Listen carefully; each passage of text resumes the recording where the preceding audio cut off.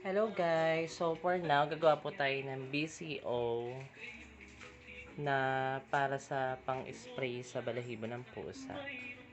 So watch this. Thank you. So at first, nagpapakulo tayo ng mainit na tubig. So ayun, lalagyan natin yung mainit na tubig para pipigain natin. So kung mainit, lagyan ng konting tubig na malamig.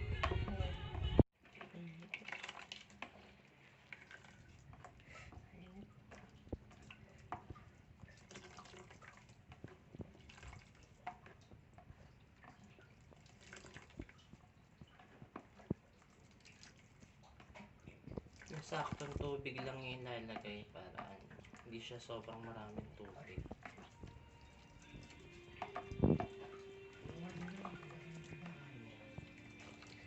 Sa lumabas yung dagta niya.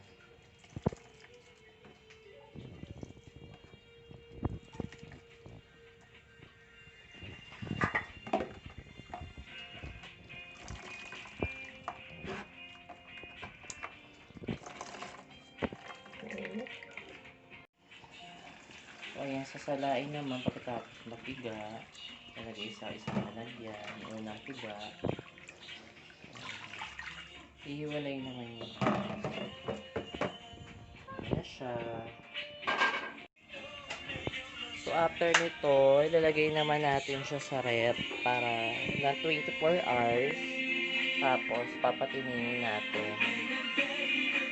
Tapos maghihiwalay yung ano.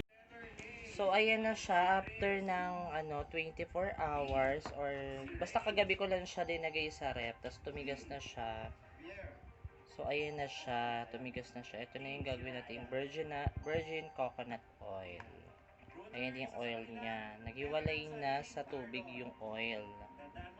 So ayan na siya. Hintayin natin siya matunaw.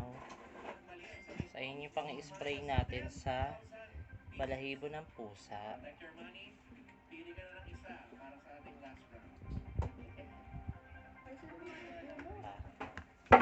Bongga.